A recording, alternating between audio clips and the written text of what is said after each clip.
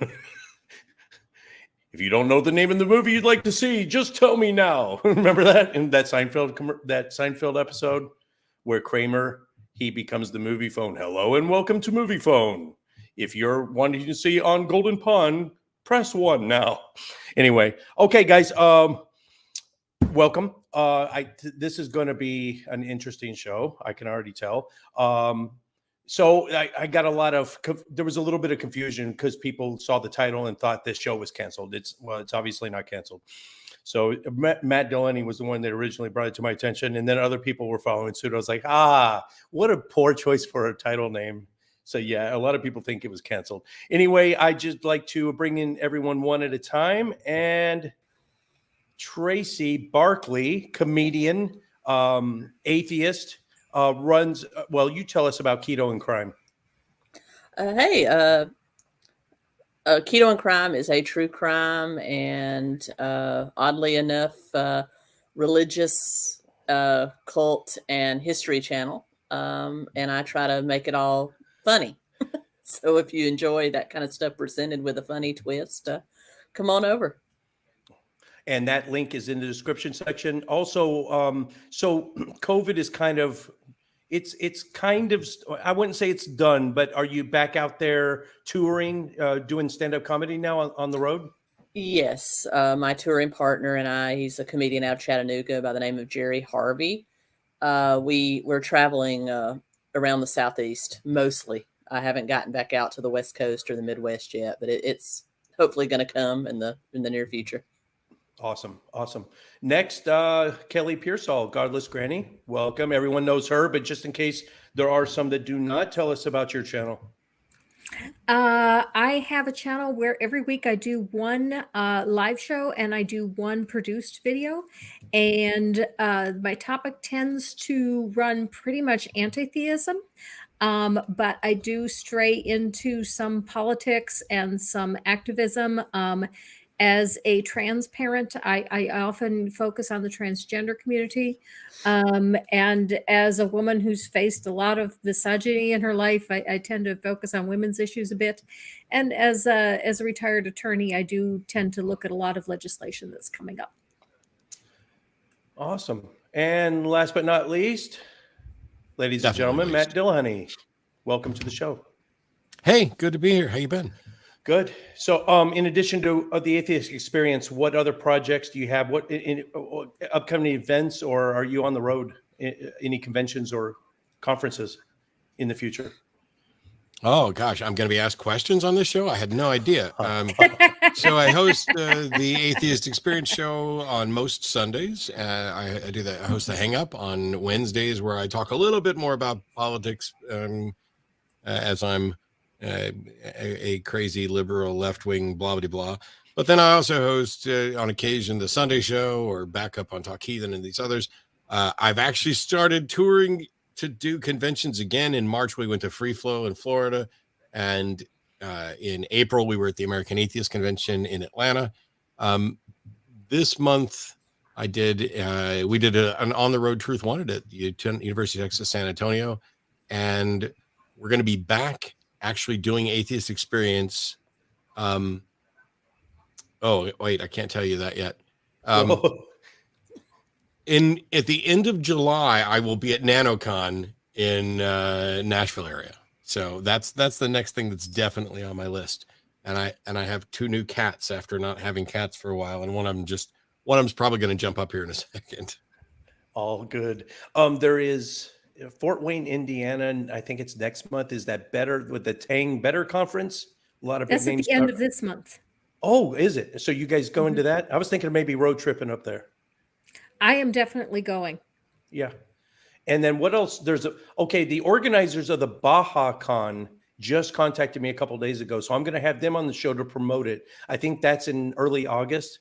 I don't know where that is, though, the Baja Con. I have to look up. I just saw the lineup. There's a lot of big names in that one, too. All right. I didn't hear about the Better Conference from Tang. I heard about just the other day. I know Seth's doing it. I think Shannon Q's doing it. Maybe J Mike. Dave Warnock. I think Dan Barker or some of the FFRF people, maybe. I don't know. Also, Yeah. FFRF is doing a convention in San Antonio. I'm not exactly sure when, and I'm not involved, or at least I'm not involved yet. I haven't talked to them. Apologia will be at better as well. Yep.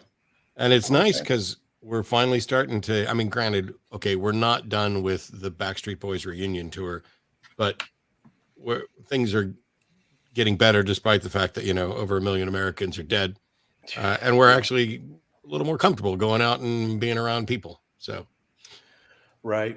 All right. So here's the list, guys. If you want to look it over, the panelists and the live chat. Oh, hello to the live chat too. So, is this really Cyrus the Skeptic in the live chat? Holy crap. I haven't seen you in forever. Cyrus the Skeptic's in the live chat. Wow. Student Dr. Ben, Dargun Dort. Oh, purple rhymes with orange. Hello, everybody. So look at these. These are kind of the topics we're just going to starting off points.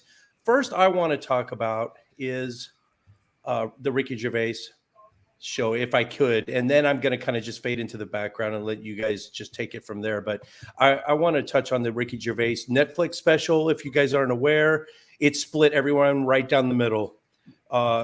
People are calling him transphobic, others.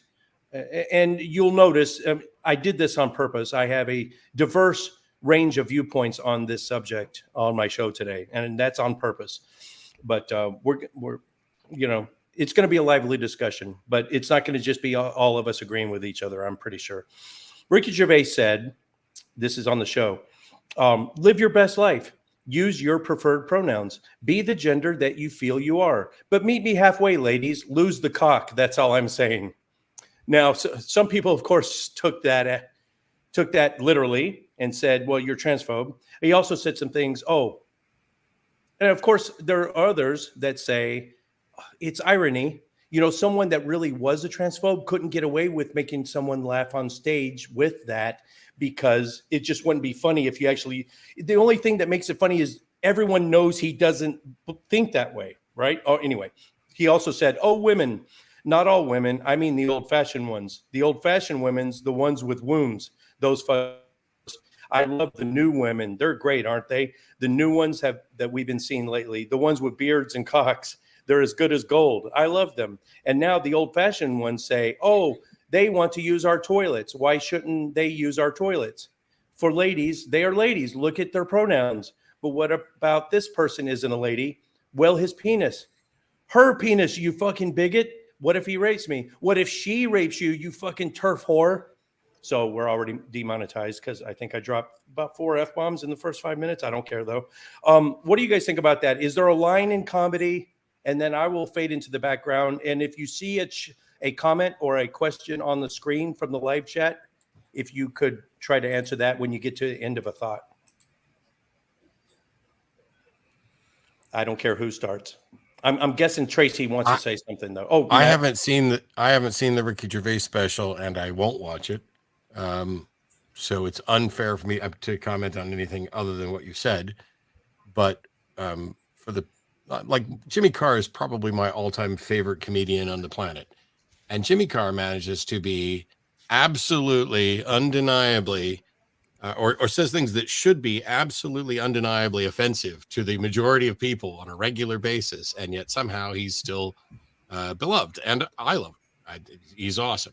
It's possible he's done something that I don't agree with and can't support.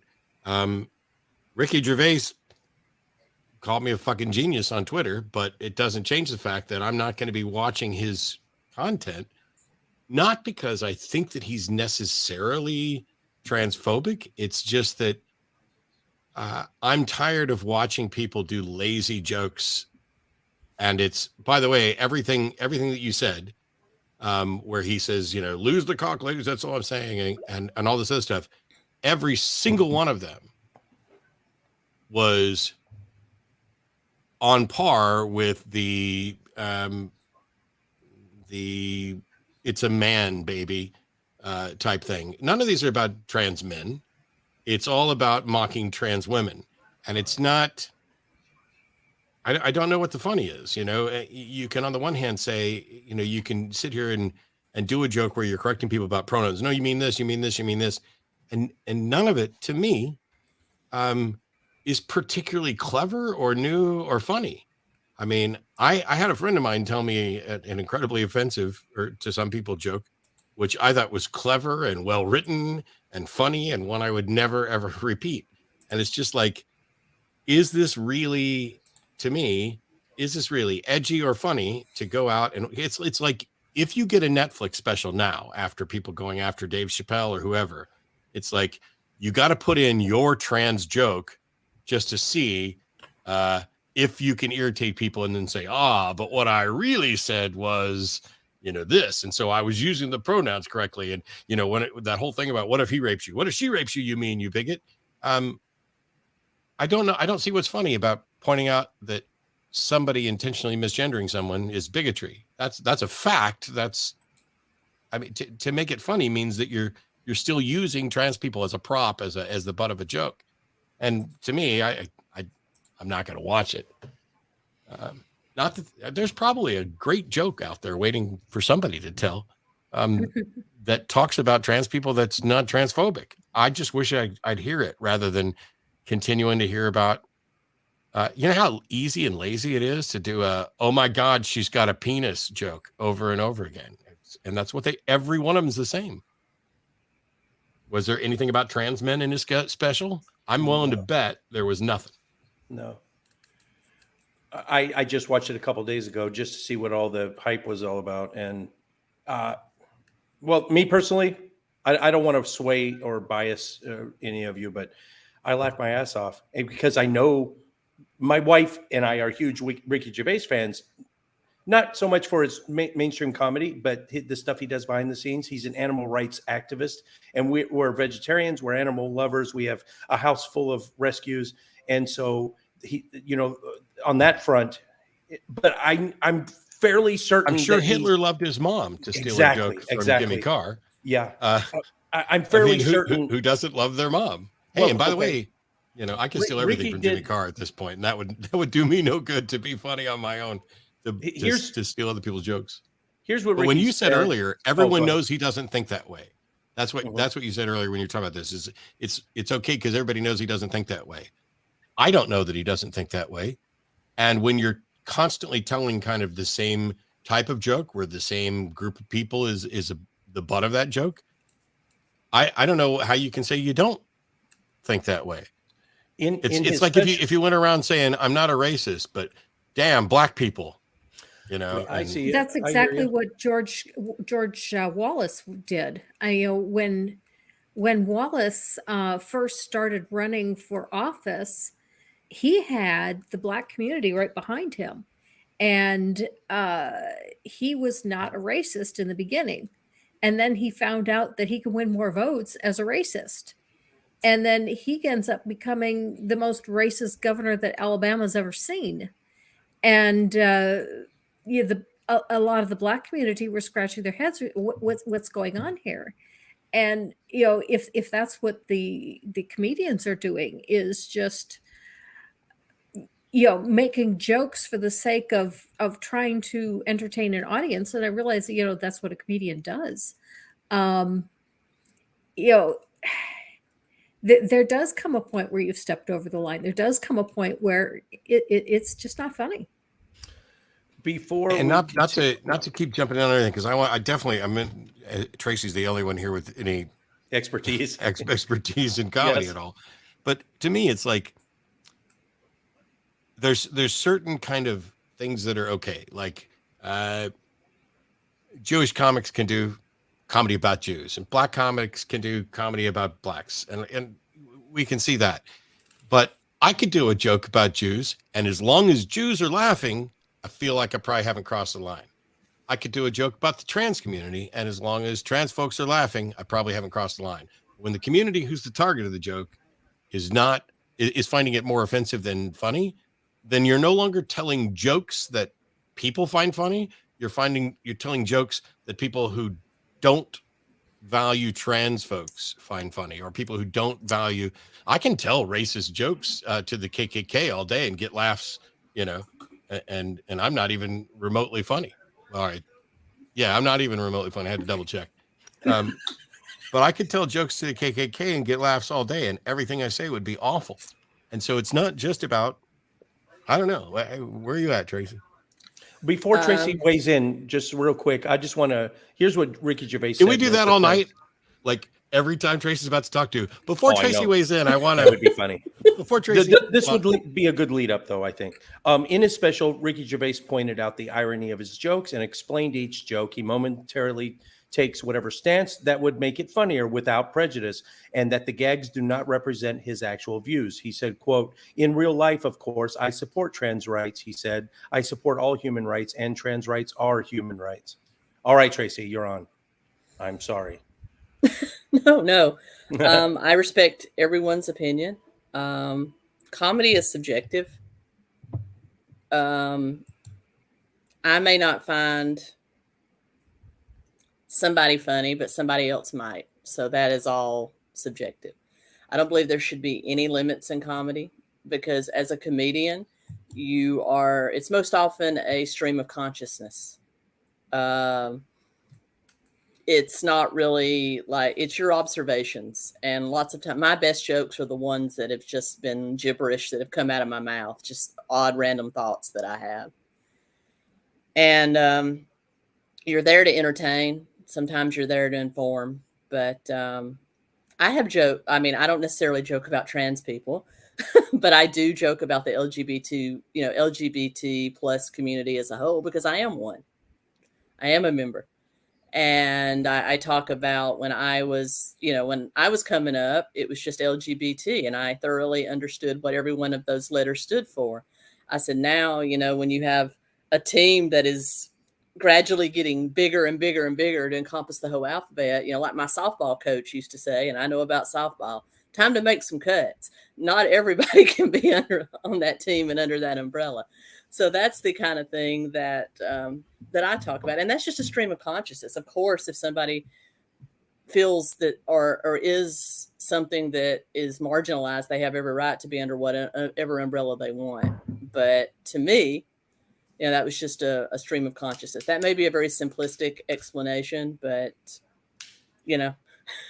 I am a comedian. I've traveled with comedians. Many times I've been the only gay person, the only woman on a tour.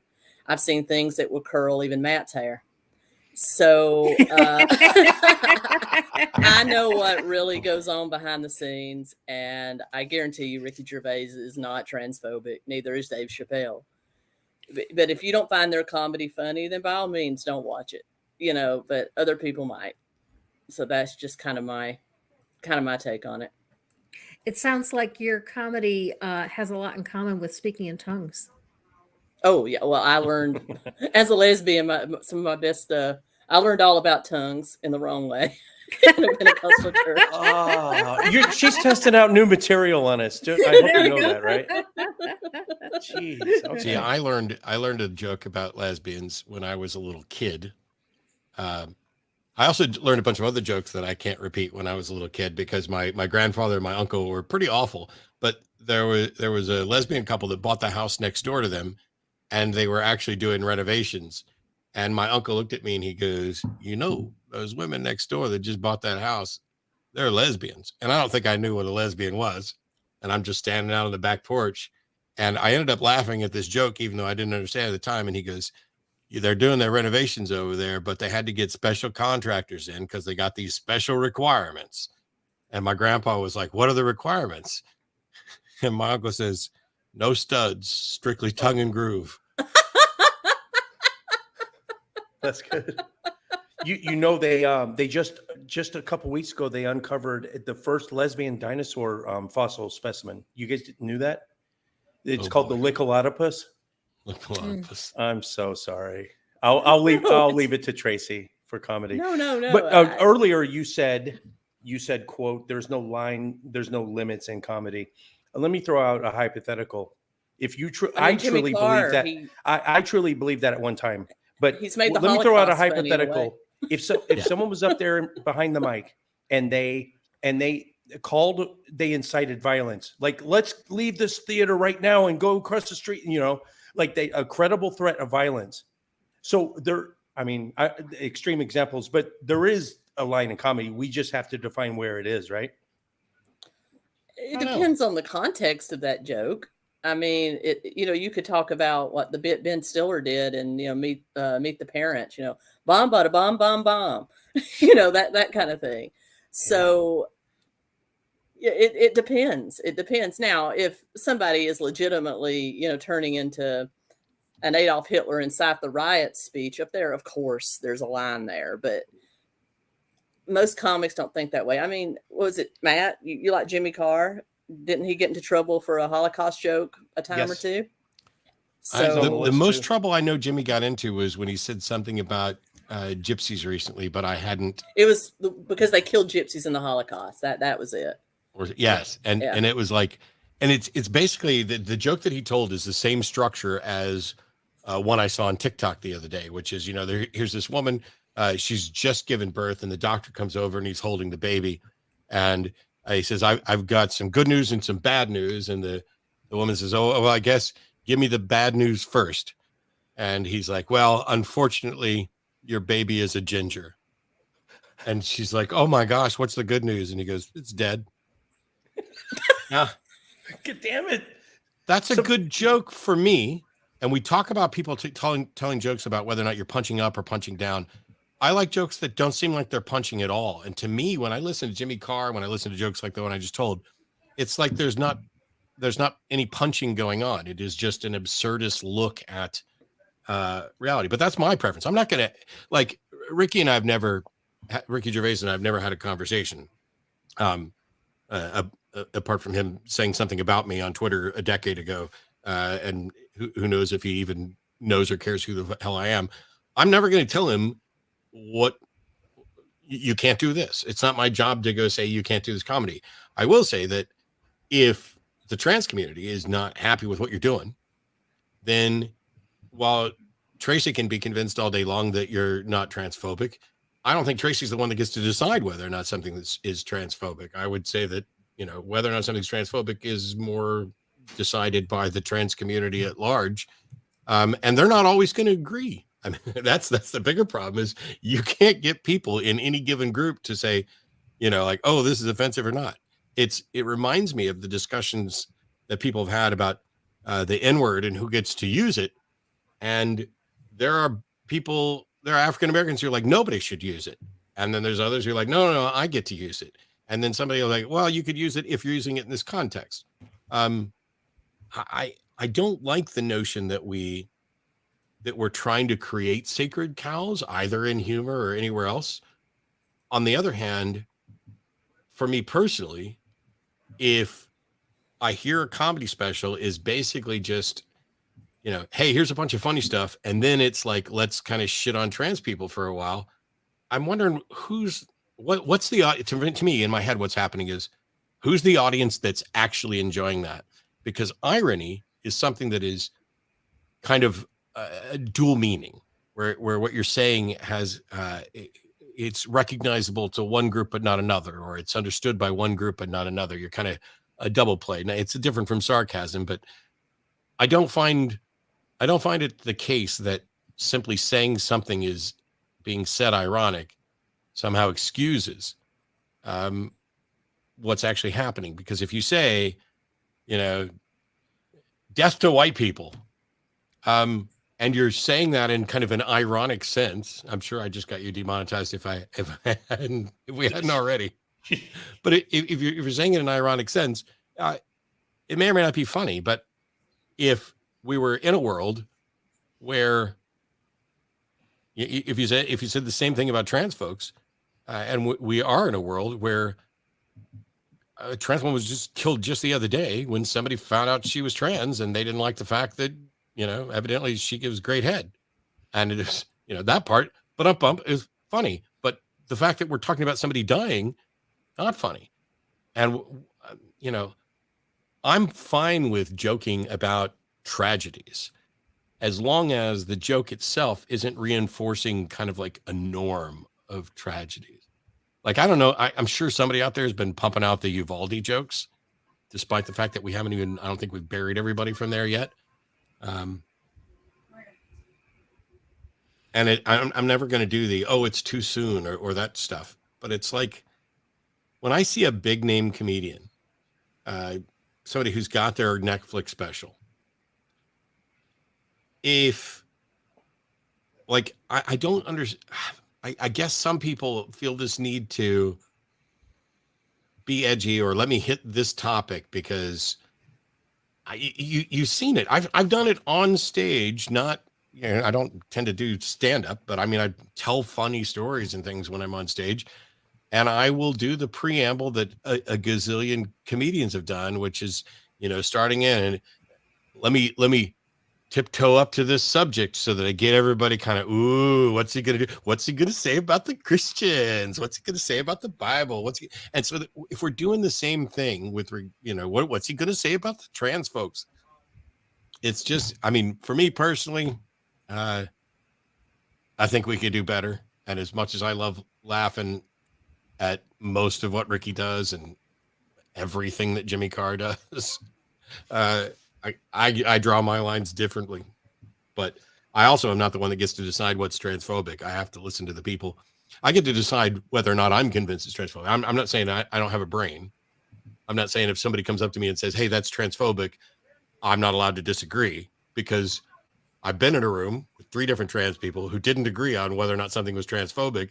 And mostly I sit there and let them fight it out. And if they come to agreement, then I'll chime in. And if not, I'll just let them keep working it. Granny, you want to answer this one, right? No, I want to answer Lone Wanderer's question. Are you okay with the dead child joke? Oh, this one then. Because Lone Wanderer is aware that I have had a stillborn child. And the answer to the question is the joke was both funny and it hurt. And I did chuckle, but I felt it too. And that was 38 years ago.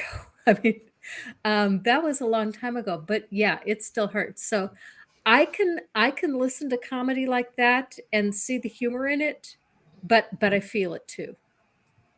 And my apologies for not even considering that. And part of that is my own kind of inability to see things sometimes, because when I look at it, if the point of the comedy gets to who somebody is, such that we are laughing at who somebody is. Hey, let's laugh at the fat person. Let's laugh at the bald person. I keep describing myself. I got to come up with another one.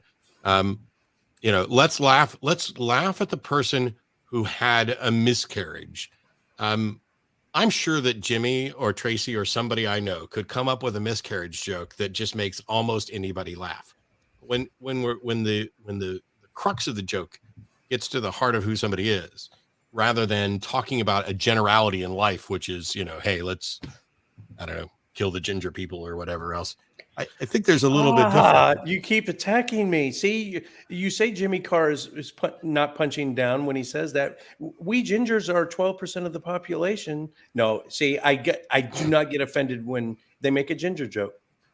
You don't have enough hair for us to tell whether you're ginger or not. I didn't know you were ginger. The only way I could show you if I whipped out my pubes. Well, most of them are gray now anyway, so it doesn't matter. Okay, anyway. See? That's the thing, is you can get over being a ginger, just get old. I totally stepped on you, Matt. What were you saying? No, that was it. Yeah, I'm good. All right. Let me get to the Matt Damon quote. I'm going to put this back up. So this might kind of frame the rest of the conversation. I'm thinking Matt Damon ran into some trouble when in an interview, he said, there's a difference between, patting someone on the butt and rape or child molestation, right? He told Peter Travers Thursday, speaking about the national reckoning on sexual misconduct taking place in Hollywood, politics, media, and more.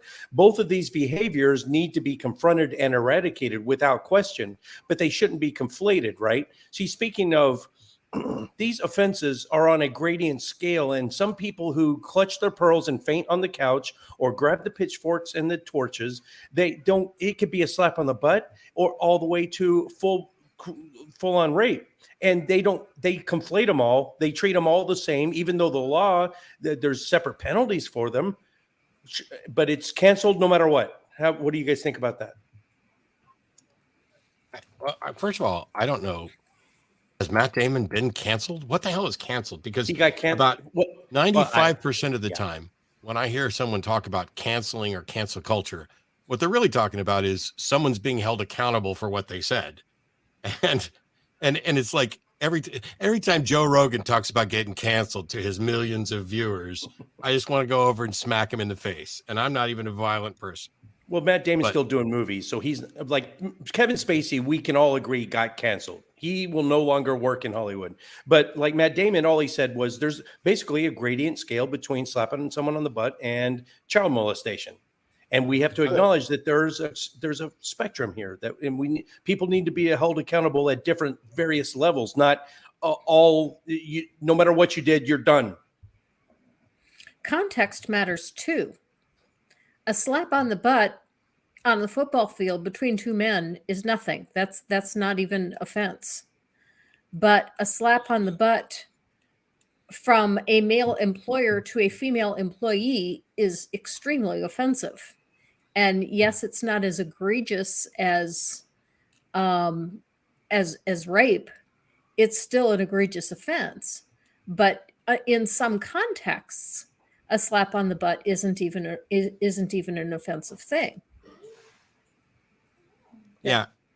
I don't even disagree that much with what Damon said. I will say that Dawkins actually said something similar. And because of the way he said it, and because of what he was actually talking about, I think he may have gotten in slightly more trouble for this even than Matt Damon did, because Dawkins was talking about his own perception about when he was molested as a youth. And he talks about, kind of a light fondling that happened to him and other boys, and it really wasn't a big deal. Now, some people jumped all over Dawkins for that, and I will jump all over Dawkins for many, many things, but not that one, because when he's saying, here's my perception of what happened to me, and this wasn't as big a deal for me, he's not saying it wouldn't be a huge deal for somebody else. And there's so much of this where if you say, like Matt Damon did, that these two things aren't equivalent, somebody's going to be like, oh my gosh, you're diminishing my pain. No, I'm not. I'm not, I don't know what it's like to be you. And there are people who are going to feel like they've been the equivalent of assaulted under conditions where I'm just like, that's life. I don't know. I don't know what you're complaining about. I mean, every single one of us. But then there's other people, like I used to raise my voice a lot more. And it's because I was raised as a don't ever hit anybody. And so if you are feeling, rage or whatever, yell.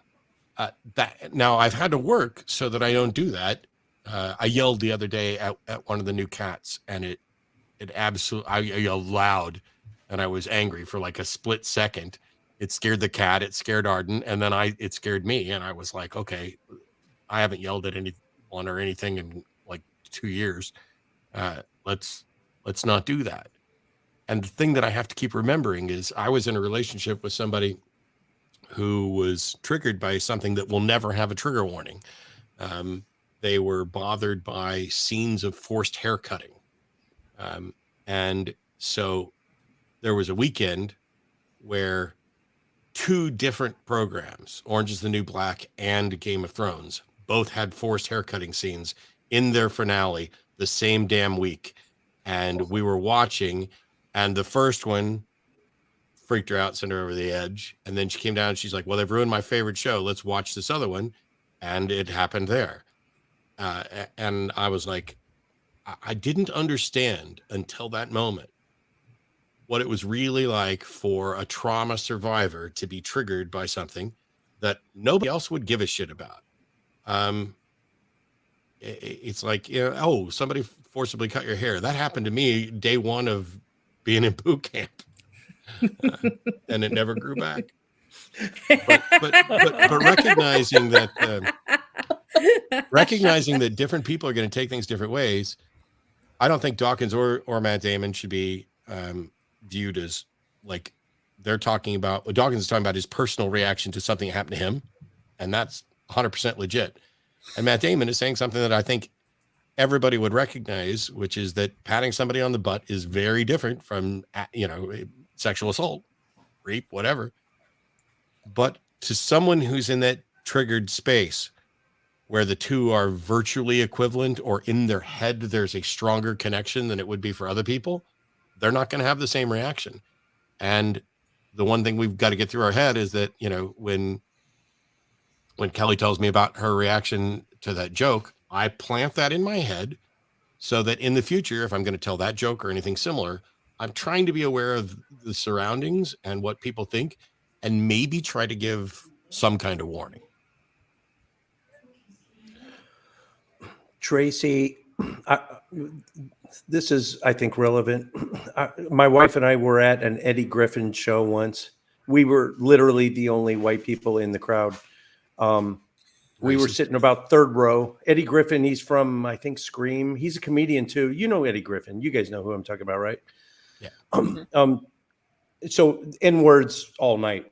Everyone's like, he didn't even get to his scripted material. He was improvising the whole night, and he had us in stitches. And at one point, he called us out quite a bit for being the only white people. So we got a lot. We got a lot of heat, which I was cool with. I was laughing my ass off right along with him. And he asked me personally, he said, "You have a problem with us saying then?" He didn't say the N-word. He said the actual word. "You have a problem with us saying this all night?" I said, "No." I just shook my head, and he said, "You go ahead and say it. Basically, you have permission to say it." And I said, I yelled it, "You're out of your mind right now if you think I'm gonna." And that got a laugh. You said there's no line in comedy. Can some people, like Matt was saying, if you're Jewish, you can tell Jewish jokes and no one else? If there's no line in comedy, should anyone be able to tell any joke? Well, I'll give you an example. I have a friend. He's a regional comic here in the Southeast, but his stepfather, the father that essentially raised him as a father, is black. He's white. Mom's white. And he uses the N-word, hard R, but it's not like he comes out leading with that. It's when he's telling a story about an interaction he had with his father, the man he considers his father. And I've never seen him get canceled or anything for that. So like I said, I think it's all how you present it and in the context. Now, a lot of people probably wouldn't think that was okay, but he seems to get away with it. So I'll tell you something interesting that happened that kind of changed my take on this. Well, two quick things. I had a friend of mine who was white who used the N-word more than any white person I've ever been around. And he would do this. "Oh, it's not racist. It's not racist. When I use the word, it doesn't have anything to do with color. It's my word for someone who's a piece of shit." And I was like, how can those words come out of your mouth and you not see what the problem is? And then he ended up dating two different black women and married one of them. But we had an episode of the Atheist Experience that was the single most uncomfortable episode ever, and one that should never have happened and doesn't have any business being part of the atheist community of Austin at all. There was a guy who came on who read a book specifically about the N-word and the history of it, who came on to basically give a book report, hold the book up, and then uttered the word many times throughout this giving a book report. And I was like, even though in context, there's nothing that this individual is saying that is mean-spirited or hateful or bigoted, and they're using it in the most academic context I could imagine. I don't want to be here. I don't want this show to represent us. I don't want to ever hear about this again. Call it white guilt, whatever you want, label however you want. There is context. And yet, of course, any one of us, how do you teach someone what word to not to say without the actual word at some point? I mean, everybody heard the word. And so, yeah, there's a context in which almost anything is permissible. And there's definitely, I don't have any sacred cows in comedy, but my view is not so much that, oh, you can't tell that joke. It's, you may not be able to tell that joke and not face consequences for it. Well, I'll tell you a little story. I was doing a roast battle. It was I was literally the only white person in the building, the only white comedian on the docket. And somehow the subject of Popeye's chicken sandwich versus Chick-fil-A came up. And of course, one of the other comedians was trying to goad me. And when it got to me, I just said in the most Karen voice ever, not meaning to, that I didn't care for Popeyes, and I don't. And they're like, "Oh, you like Chick-fil-A, don't you?" She's like, and they're like, she's saying she doesn't like that NWord chicken. And I lost my shit at that point, and I said, "Look, don't you ever call me racist. I've slept with 5 men in my entire life. 3 of them were black. I've done my part for the black men of this country," and they howled. They just, or the whole audience just broke out into like, oh gosh, hysteria. Well, you're an atheist too, so you can't like Chick-fil-A either. So you're double screwed. No, I tell you, like there's a Chick-fil-A. guy on And I'm YouTube. gay, so who knows? There's a guy on YouTube who isn't going to show up on our list and hasn't been canceled. Over the period over COVID, he went from having like no audience to having 5 million subscribers on YouTube, and he's a comedian. And I absolutely love his stuff, and I've watched everything he's put up. He does a character. His name's Nigel Ng from the UK, and he does a character, Uncle Roger, where he plays a stereotypical broken English uncle who's reviewing cooking stuff. And like Jamie Oliver or Jamie Olive Oil is his arch nemesis. And I mean, his stuff is brilliant and funny. But the question came up of, he's from Malaysia, and he's playing this stereotypical character that if I pretended to be Uncle Roger, I would get canceled effectively. And the question was like, can even he do it? Because he's caught flack, because a lot of people are like, look, you're playing up the notion of this stereotype. And I think one of the reasons that he gets away with it, one of the reasons why I find it so funny and great pretty much, is that Uncle Roger's the hero that everybody loves. Mm-hmm. Uncle Roger is absolutely funny, and every now and then he'll break the fourth wall, you know, and I'm sorry, children, I'm sorry, nieces and nephews, I'm sorry, because he'll do a dirty joke, and yet I will never get to say, oh, there's no problem with what he does, because there may be. I don't get to decide whether somebody else has a problem with what he does. I just know that I keep watching his stuff, and here's the really bad part: I'm not going to do it because somebody who hates me will cut this clip out and use it against me.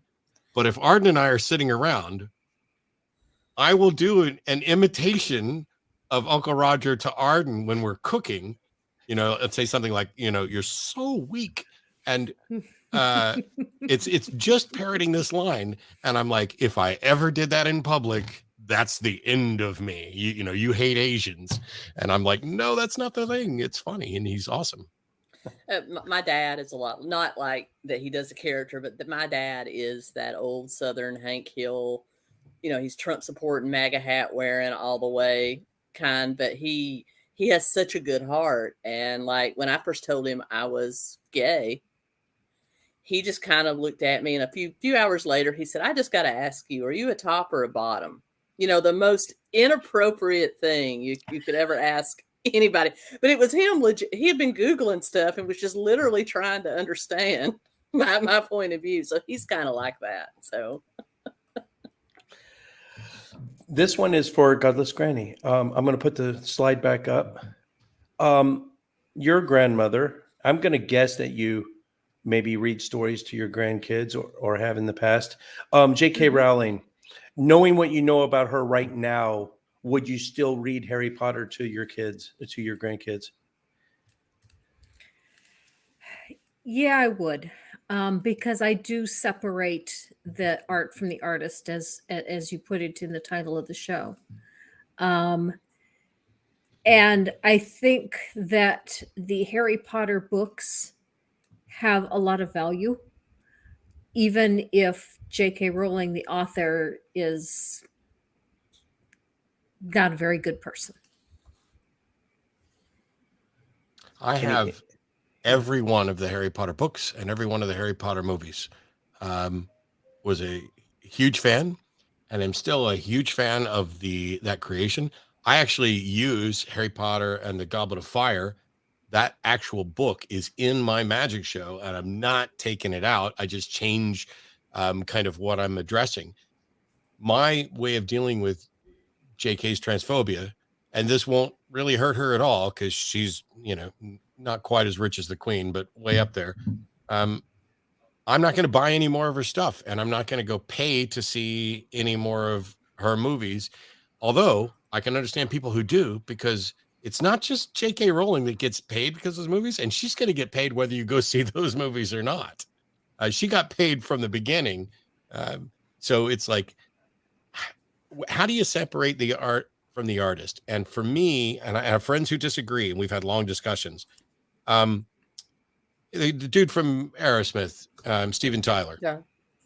Everybody knows he's had sex with underage girls. It's like in his biography and stuff like that. And that's true probably for the overwhelming majority of rock stars that, were popular in the 50s, 60s, 70s, 80s, 90s, and yesterday too. But that doesn't mean that my favorite Aerosmith song is crap. And I can separate them a little bit. What one thing someone's done from something else someone's done. And when Dawkins started promoting a bunch of transphobic crap, Arden and I went on my show to specifically point out that we don't run around saying so-and-so is a transphobe. We talk about whether or not what that person did was transphobic. And undeniably, J.K. Rowling has said things that are transphobic. Richard Dawkins has said things that are transphobic. And Arden and I were clear, we're not calling for Dawkins to be canceled or ignored or taken. What we want is for him to change. And we're going to keep calling people out for saying and doing the things that are problematic. Isn't that what we're supposed to do? Isn't that, don't you counter bad speech and bad thoughts with better speech and better thoughts? So there's very few people who I think have truly been canceled. Was it Harvey Weinstein? Definitely canceled, deserves to be canceled. Fuck that guy.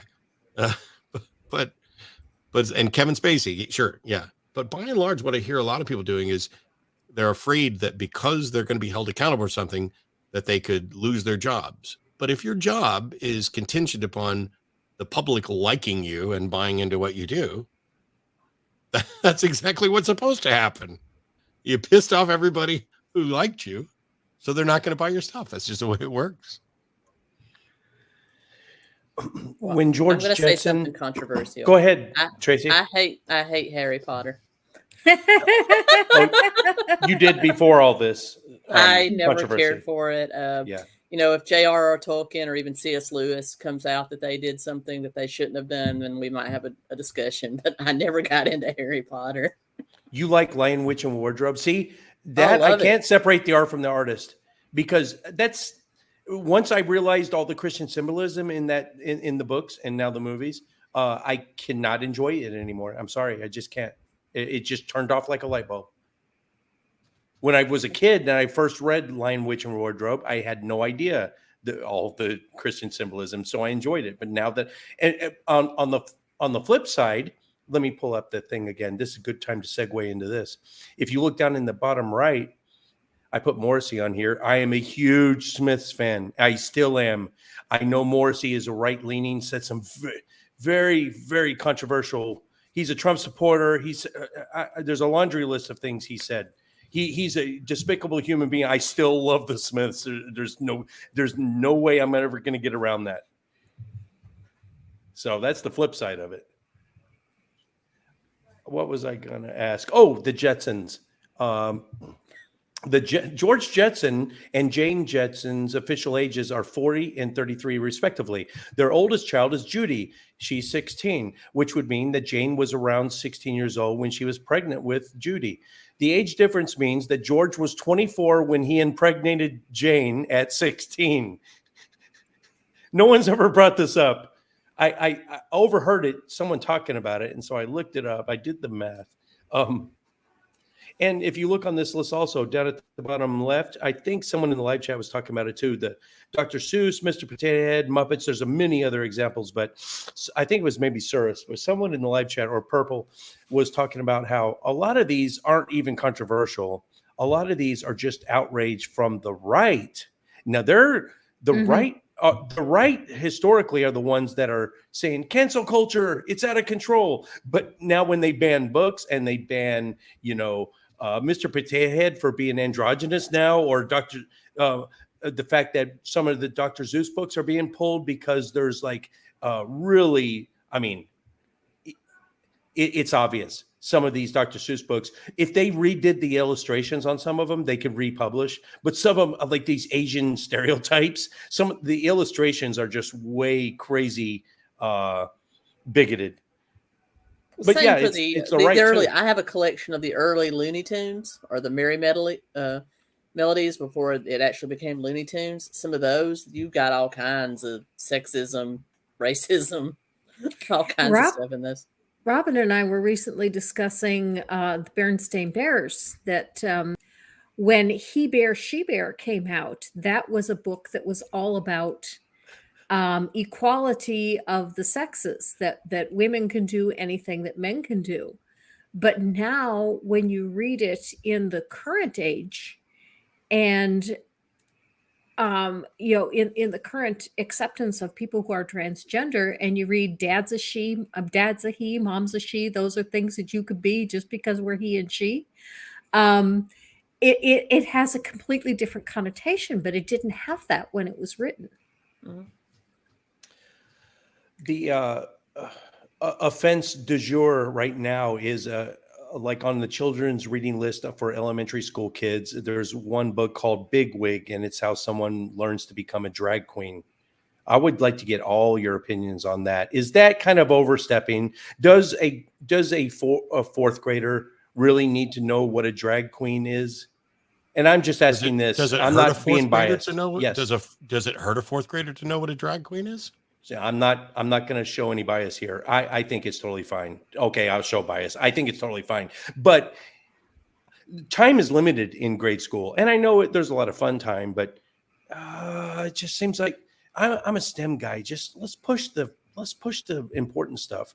Not to say that book shouldn't be on the reading list. I want to know what you guys feel about it. Big Wig, about a child growing up and learning to become a drag queen. Does Fox News even have any traction on this one? I would have to actually see the book before I can make an opinion. But yeah, I mean, I guess to me, it's no different than Dorothy having magic slippers that she put on, or any other numerous fantasy books I read as a kid where there was some magic article of clothing. I wish that I had duck feet. Yeah. But I would have to actually look at the book to be able to make an opinion. Now, if it has like graphic depictions of, any kind of sex, I'm sorry, but in chat there's but someone I don't think so. whose name is challenging atheism, but they're not challenging to anything.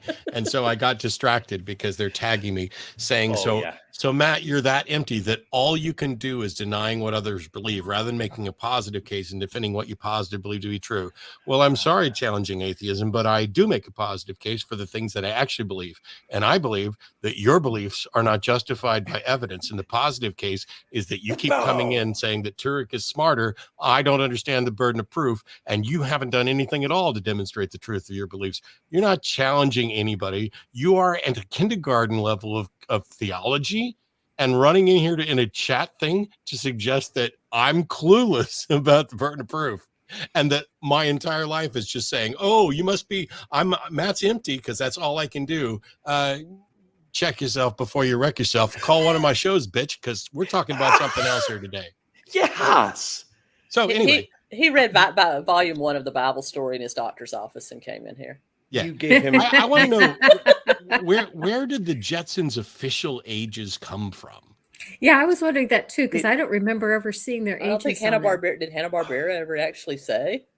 All it would take is one episode where George to say I'm 44 now, or I mean, there's probably some nerd that watched them all and devised it. I don't know. There's one thing. All right, Suris. Besides, there's two things I want to pick with you. First off, yes, you're probably right about this one. This is me. This is subjectively me. I really have a very small capacity to enjoy aesthetics, art, music, literature. I don't know what it is. My parents, my family, everyone thinks I'm like cold and kind of Sheldon or Mr. Spock. You know, I just don't enjoy music, art, literature, movies like the way I see other people. Anyway, so Soros has a point, but this is from my biased viewpoint. The arts are not as important to me. I think human progress, getting off this dirt clod and colonizing other planets, and and spreading ourselves out to where we limit ourselves for extinction. We shouldn't be thinking about.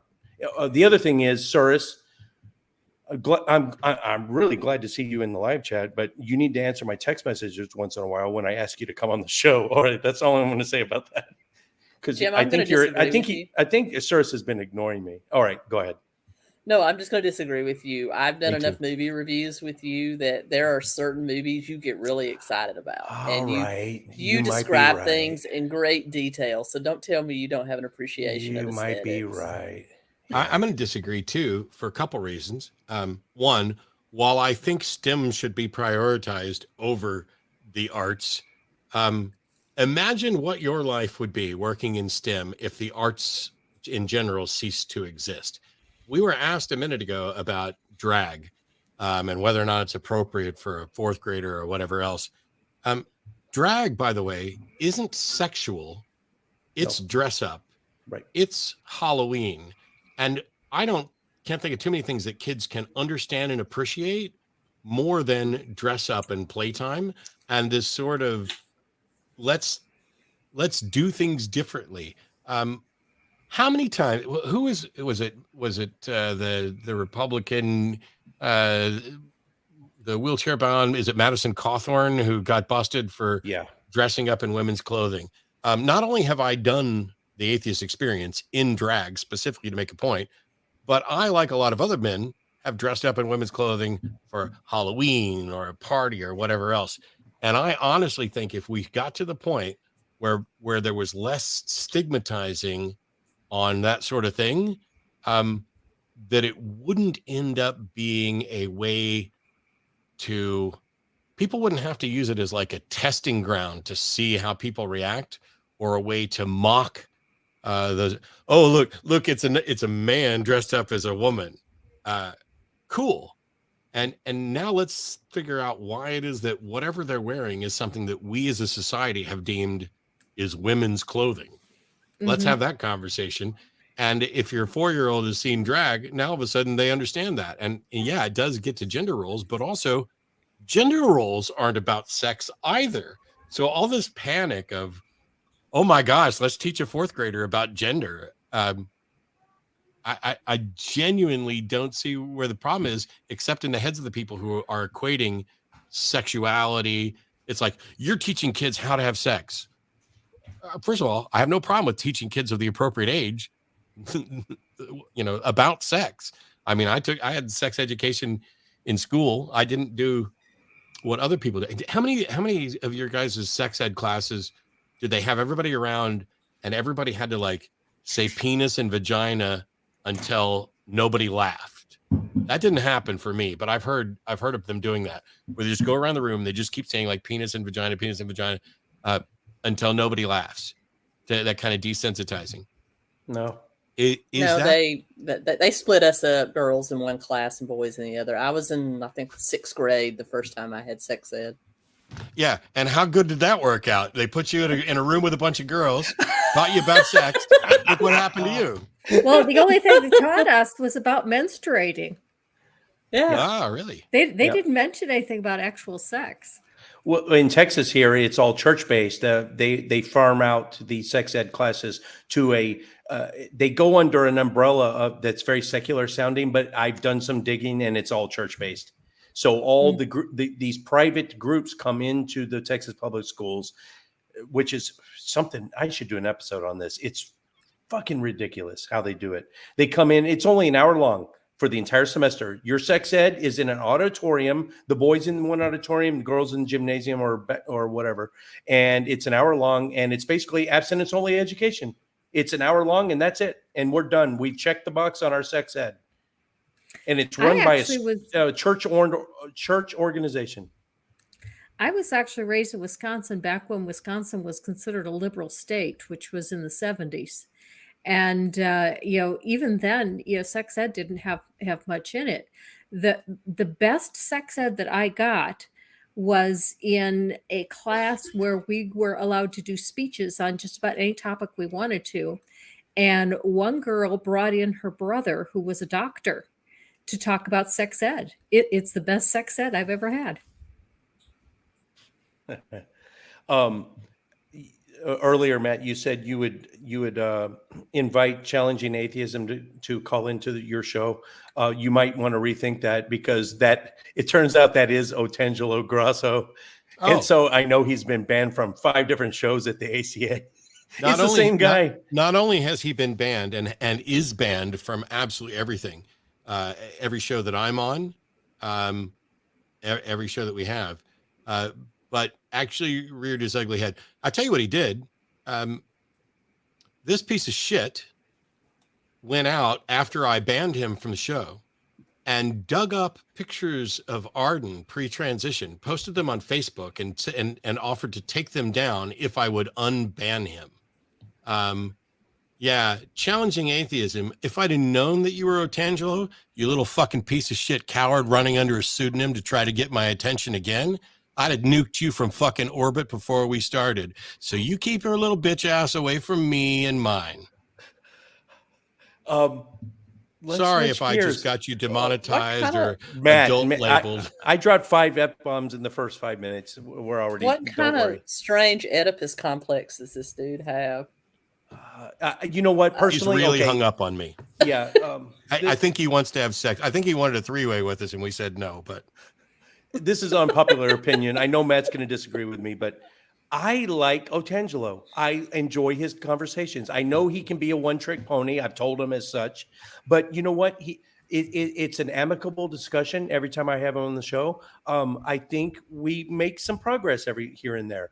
And I will continue to have him on the show. Now, that's not saying, Matt's entitled to his opinion. And like I said, he's kind of a one-trick pony. He'll always come back to this, like Jeremy Spry with the DNA code. Otangelo's got his one thing. He no matter what we're talking about, he'll bring it back to that one talking point. But still, I think he's a relatively nice guy. I understand why you don't want him to call in anymore. I'm not going to say that somebody's a relatively nice guy if they dox, harass, try to dead name and dead picture someone to get attention and then blackmail their way back on a show. Yeah, there are people who have died because of that. Yeah, I didn't know. There are people who are died because of doxing like that. Otangelo is a huge pile of shit. Let's switch gears. There was something on this list I wanted to talk about. Who else can we talk about that's on the list? Because Otangelo shouldn't be on anybody's list. We've given him too much airtime as it is. Look at the top. I want to know why Aaron Rodgers is on the list. Okay. Okay. You know what? We'll skip Al Franken. I wanted to talk about Al Franken, but we'll do that next. Okay. Aaron Rodgers, the only sports personality on the only sports I follow are UFC and disc golf. Professional disc golf. So I don't know much. I know Aaron Rodgers was a quarterback, and he still is. It was Green Bay. Yes. Oh, he still is. Okay. So it was when he lied about being vaccinated. Okay. And it was the whole anti-vax thing where he didn't come out and say he was anti-vax, he even lied about being vaccinated. Then did he get sick or he got some other people sick? So the whole anti-vax thing, I think that's pretty much the extent of what he did. I think he got fined by the NFL. But a lot of people are choosing, I'm not saying which end of the political spectrum decided to just write him off. Yeah, he lied. I mean, what are your opinions on that? I'm a Bears fan. I hate Aaron Rodgers by default. So I'm not gonna comment. I don't know much about this one's for me because I'm the Packer fan. All right. In fact, I only watch one sport and one team, and it's the Packers. And yes, we all felt very disheartened when Rodgers did that. We felt betrayed, and it was the only time that Rodgers ever got any kind of disapproval from his own fan base. And he did back off, and he did publicly apologize. and came back and had a winning season, and it's kind of over and forgotten. And so, and he didn't directly lie. What he said was that he he had immunization, and what he meant was that I can't remember. I think he had already had COVID or something, and so he genuinely thought he had some immunity. But he did lie in the sense that there was another statement that he made that was a lie, although it wasn't directly related to the vaccine itself, but it was indirectly related. I don't remember exactly what it was, but basically He we've received moved a on. homeopathic treatment. Yeah. Okay. I hope we can still be friends. Of course we can. Especially when it's not football season. Yeah. It's only on game day when the Packers are playing the Bears that we won't be friends, but every other day of the year we'll be friends. I've never We'll be friends understood every time loyalty. they're playing the Cowboys. People love shitting on the Cowboys more than they love rooting for their own team. I've never understood that. Yep.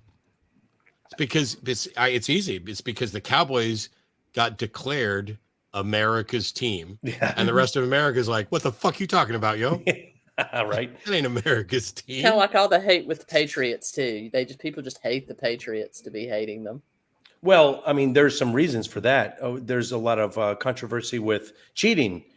I think it's not just the deflated football thing, but also, what would was it Brett Favre? I don't know my sports figures. No, that's Packers too. Okay, so someone on the Patriots was deflating the football, so it's easier to throw and catch. And there was also some spine That on was the Tom opposing. Brady. Yeah, and they were also picking up. See, I'm electronic signal. Matt, I forget what you did in the Navy. I was electronic signals in a collection, so I'm familiar with this, where they were picking up signals from the opposing team when they hosted them in their stadium, and they could pick up their plays, and they were using them against them, which is so dirty. Yeah. If you go to yourteamcheats.com/NE, you can find an exhaustive list of everything the Patriots have done to cheat. Oh no. Okay. I want to mention something about what Purple said. Purple asked, "What does it matter as long as you order pizza?" Because I did a video on pizzaism and about how gods get created and how we came up with this theory. And it started as a joke that anytime we had pizza, if the Packers were playing, they would win, and if we didn't have pizza, the Packers would lose. And the joke turned into a tradition, and now we always have to have pizza when the Packers play. Have they won every time you had pizza? Because I think that's kind of BS. Not every time, but more often than not. However, the Packers also have had winning seasons every year for the last 15 years. So to say that they win more often than not just means that they've had a winning season and we were eating pizza at the same time. Well, I'm originally from Kansas City, and the Chiefs won the Super Bowl the year I was born, and then didn't win again for a gazillion years. And then there was a period where they would get to the playoffs every single year, and we had Marty Schottenheimer and great team, and they get to the playoffs and lose, get to the playoffs and lose, get to the playoffs and lose. And finally I was like, why the fuck am I still watching this game? I didn't care about football. And so when they finally won again, and my buddy of mine called me, he's like, "Hey man, your Chiefs are doing really good this year." And I was like, fuck those guys. Why do I care? They're doing good. They're not going to win. And then they win the Super Bowl. And I was like, damn it. I wish I'd have been paying attention to see that. All the live chat, I don't know what all the Frank Turek talk is. My one Frank Turek name drop anecdote, I've actually had 2 conversations with him in person. He doesn't impress me. And what even worse still, there's so many Christians I can name off the top of my head that are intellectually honest, and I enjoy having conversations with him. Turek is not one of them. I can tell just by talking to him in person, he's intellectually dishonest. He doesn't even listen to what you have to say. He's thinking about what he's going to say to win the argument while you're talking, which I can't fucking stand that. That's all. Which is extra bad because he still can't even win the argument. Right. All right, guys. Any wrap ups on that current thought before we move to Al Franken? Anything that we talked about before? Al Franken, No? you mean the Yes, we're king going to of move to Al Franken now. self-canceling? Yes, self-cancel. Good. I like to. Yeah, that's exactly what happened. Look at the top left, guys. So he was a senator. I think he was a very productive senator. I think he was an asset to the progressive movement. If you don't, do I need to explain what he did? You guys know what he did. You He might need to posed for a explain it to picture. me. I don't remember. He He posed was for a on a- picture where it looked as Yes. if he was kind of getting ready to inappropriately touch a woman in the service, I think. That's right. A soldier or a Marine that was asleep on the plane, and he had someone snapped a picture of him pretending to grab her breast, but not really. And that was it. I'm not saying that's good, bad. Does it need to get? It does qualify, as at the very least sexual harassment. Did it warrant him? There was pressure on him to resign. He didn't just self-quit. There was tons of pressure. So this is what I like to call the Ouroboros effect. And even though I am a progressive and a liberal, I will self-criticize us by saying we are so quick to crucify our own allies. And on the flip side, the conservatives will defend their guilty to the end of time. And I think it's causing problems for us. We're losing our good people. Thoughts on that? Don't agree. First of all, I don't think that is acceptable behavior from a congressman. That I can excuse that kind of behavior in a sports figure or an artist, but not in a politician, because they represent me. They don't just present something that they want me to buy. They actually represent me, and I don't want that to be what is representing who I am. Tracy, do you have thoughts on that? Because you lean right, and it's public knowledge. I'm not exposing anything, but you did vote for Trump last election, correct? Mhm. So how do you feel about this? Do you think the left kind of tends to eat their own? I think both sides can eat their own. I really do. I really don't have an opinion on Franken. I think that's very inappropriate. I do agree with Kelly on that. That is very inappropriate, especially for somebody in public office like that.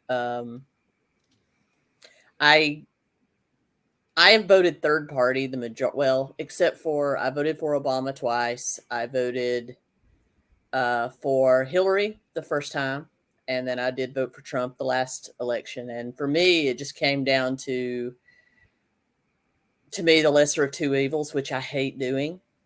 And in a red state like Tennessee, my vote is not lost. I mean, my vote would be lost either. If I voted for Biden, it wouldn't have really counted. And if I voted for a third party, it really wouldn't have counted. So I guess I went for the lesser of the two evils at the time.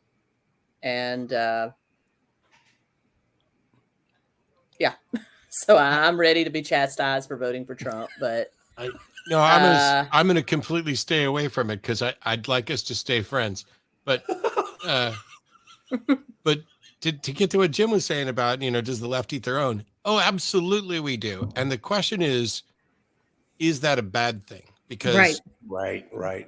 In some cases, I think it is, because we're constantly in the position where, sorry for anybody who doesn't think this is accurate, we're playing by the rules against a group who won't play by the rules. And that gets down to like filibuster and everything. It's like, we're not going to use the completely legitimate and yet seemingly dirty tricks that the other side's going to use. And so we're going to keep fucking losing.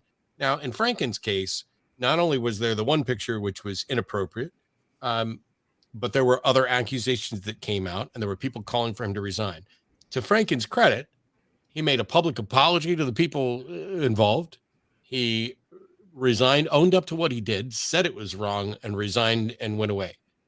The world did not fall apart just because the party lost Al Franken. No matter how much I liked him, I thought he was better as a senator than he was as a writer on Saturday Night Live. Even though I thought he was good at both. So yeah, the left definitely, I mean, but the right's eating themselves as well now too, because when Cawthorn comes out to talk about the cocaine fueled sex parties that he got invited to, because evidently he's the hottest young Republican on wheels, they just threw him to the wolves instantly. It was like, okay, now every piece of dirty laundry we know about you is coming out. And it was like nonstop. And so for years, some of us have been like, what dirt does Trump and others have on some of these people that despite being and doing awful things, despite, inspiring an insurrection or whatever else, they're just like, nope, that's our guy. That's our guy. And it is, I'm not going to pretend what the actual answer is, but the left definitely eats itself, in my perception, more than the right does, but with good reason, even though it ends up costing us. Like, we lost the Supreme Court. We've lost Roe. And it's because we were playing by the rules and calling out people who were problematic, while the other side was dead focused on a mission.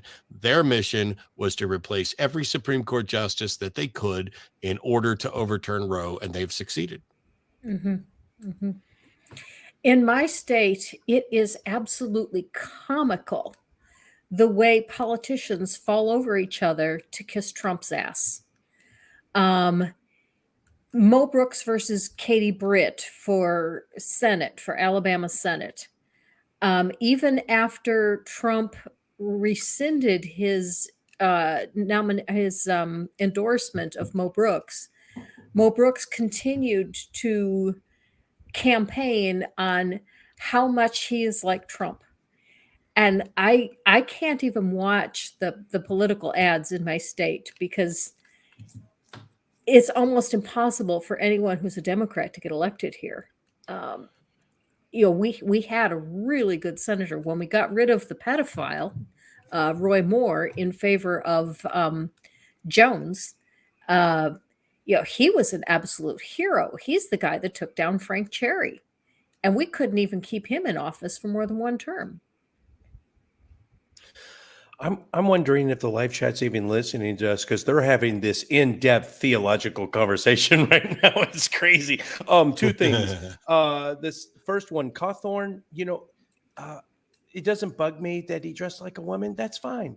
I don't care about that. I don't care that there's a photo of him humping his friend's face. For Marines, that's a normal Saturday night. So it's the hypocrisy of him being homophobic. It's the hypocrisy of what he represents and then getting caught doing this. It's not the acts. It's the hypocrisy of him being against certain things. Second thing is, I'm gonna push back on to Matt said about Al Franken being a shitty SNL writer, because I enjoyed. Well, not as good. No, I said he's he was a better senator than he yes, was that's right. an SNL writer. Because some of those skits were damn funny. You're smart enough. You're good enough. When he's looking in the mirror, and gosh darn it, people love you. Those little sayings of affirmation. It's kind of like those Jack Handy quotes. Those are funny as hell. I think Al Franken wrote those Jack Handy quotes too. I think that's true for a good chunk of them. I don't know how many he wrote, but let's get. What is Purple saying? I listen when Granny talks, kind of zone out when me and Matt talk. Okay. Thank you, Purple. That's all good. That was very kind. Son of a bitch. I love you. Okay. Let's get back to this list. We have maybe 20 minutes left before final thoughts and plugs. Is there anything on this list we haven't talked about yet that kind of jumps out at you? Dave Chappelle, we talked about, which I'm kind of on the fence on. Louis C.K. Now, he put some women in some uncomfortable positions. He never locked the door. They could have left any time, but he put them in awkward positions where, like, I feel like I need to. I feel like socially obligated to sit here and watch you jerk off, and that right there is bad. It's another thing. It's just like the Morrissey thing. I love Louis C.K. so much. I think subconsciously I'm willing to overlook it because I just love his damn comedy so much. Am I wrong for doing that? I don't think so. I still love Louis C.K. I mean, like I said, I've been in very uncomfortable positions being on the road too, and you either get yourself out of it or you just move on with your life. Now, so that's kind of how I feel about the two of them being two female comedians. You know, get up and move, or slap him, or just whatever. That's kind of how I feel about it. Yeah, I got no problem if somebody wrote a funny joke and did something awful. I can laugh at the funny joke and still call them out for the thing that's awful. And it doesn't even have to be in that thing. Like I've seen a lot of things from Louis C.K. that I really liked. I'm not going to downplay what he did. What he did was, wrong, and it has a lot to do with the power imbalance of what you're going to expect when you're in the position of power and you're kind of taking advantage of that to, I don't know, whether it's embracing his kink or what. I kind of want to watch Louis C.K. jerk off sometimes just so I can say that I did that and that I was one of the ones. But that's me volunteering to watch for my own, humorous stuff. Doesn't excuse what he actually did. And I had the former president of Americans United for Church-State Separation, the Reverend Barry Lynn. He and I were, we were not close. We were not good friends, but we were acquaintances who did a number of events together with like the Secular Student Alliance and stuff like that. And I remember I was speaking one day and he was going to follow me afterwards. And I referenced him from the stage joking that, I was out to help everyone escape religion except him, because I needed him to keep believing so that I would have a believer who agreed with me on church-state separation. And that sort of ability to call out kind of a bullshit aspect and keep those things separate. I can do that. I can do that with theists. I can do it. I really like Tracy, but we haven't talked much about her last voting experience. I can separate those things, and I think anybody else can.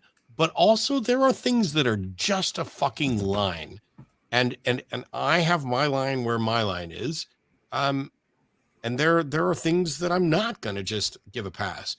But when you say, when Jim's like, "Oh, am I wrong to give him a pass?" Well, I think you would be ethically wrong to excuse what he did. But I don't think you're wrong, and I don't think anyone would be just in saying that you're wrong for liking the things that he did that were funny and good. It's like, I've done things that are good. I've also done things that were not so good. Nobody should feel obligated to like the things I did that weren't good just because I did something that they liked. Jim, somebody that's not on the list I think is interesting, because my favorite genre of movies is horror. Huge horror nut, love it. And Rosemary's Baby, one of the grandmothers of all Polanski. Horror films, Roman Polanski, probably one of the worst people ever. But I still love that movie. Oh, you see, it's the same deal. Well, you can't. Well, like Matt says, he can like turn it on and off like a switch. He can separate the art from the artist easily. For me, it's kind of, I'm torn with Morrissey and Louis C.K. I feel bad that I still like them, but I just fucking like them so much, and I don't think I should. There are people who I genuinely like the art and despise the person so much that I don't pay attention to their new art anymore. Kind of like I didn't watch Chappelle's newest, and I didn't watch Ricky's newest, and I don't know if I'll watch their stuff again. Doesn't change whether or not I don't like the notion that people are going back to pretend like they didn't laugh at what they laughed at. If you want to say at the end of the day, hey, I laughed at this joke, and then later on I found out it was really awful, so don't laugh at it anymore. Cool. That I would say is like ethical growth as a human being or whatever. But if you want to pretend that you didn't laugh, that you knew all along it was bad, or that you didn't, I never enjoyed Eddie Murphy Raw. The fuck you didn't. Everybody on the planet Yes. laughed their ass off at Eddie Murphy Raw. If you go back and watch it now, there's some problematic stuff in Eddie's set. It's like Bill Cosby. Terrible, awful person, but I still love the Cosby Show. No, that's kind of a Jello line for pudding. me. I can't separate it then. I guess at some point I can't separate it because I go back and try to watch his stand-up or his sitcoms. I cannot do it. I can't. Yep. I know too much understand. now. Yeah. He was one of the first comedians I ever saw live as a kid. My dad took me. So, that's I just got an example. So I got an example because, wow, this is probably a mess. Most people have had a bad breakup. I'm on good terms with all of my exes except for one. But most people have had a bad breakup. You used to love that person. That person was the most important person to you. And at some point, they did something to you that put them in the "you're a piece of shit forever" category type thing. And so you can't even look back fondly on the good parts. There are other relationships where you can be like, man, that was awful, but I can still appreciate the good things for what the good things were. Like Matt, my ex-wife is going to stay with us in 2 days. She's coming into Austin for surgery, and she and her new husband are going to stay at our house. We're still great friends, and I can look back and laugh at the good times and just kind of set aside the bad times as this didn't work. There are other relationships where that's not the case. And I think that Jim's talking about maybe his relationship with Cosby was so strong. Maybe you were so in love with Bill that when you found out he was awful, you just can't, I don't want to watch, Fat Albert anymore. Well, you shouldn't, because that's bigotry against fat people. But, maybe the Cosby Show. Oh, well, see, everyone's in the live chat's asking why Adele's on there. There's other reasons. I think maybe possibly racism, but her and someone else lost so much weight, and there was a what was it, Art, baby? Some fat acceptance group that condemned her for losing so much weight. So I think her and Rebel Wilson, they were upset because they lost weight. That was it. There's a movement of people that want to say that being very, very obese is not unhealthy. They want to get rid of the BMI. They want to make sure that doctors never. Let's explore that. I just want vocalize obesity as a possible cause for your medical ailments. Let's explore that fat phobia. Before that, let me get off this current comment. I want to make sure Matt sees this Navy joke. Okay. Do you Blue see Skate it? is special stand up for the Navy. Not many attended, just a handful. Come on, that was funny. Whoever that is, Resty Wad of Gore, that was funny. Okay, all right. I only have one joke that's truly military, and I bet I know I've told Jim because I tell everybody every time, and it's a stupid joke. Let's hear it. But it's Jim. What branch were you in again?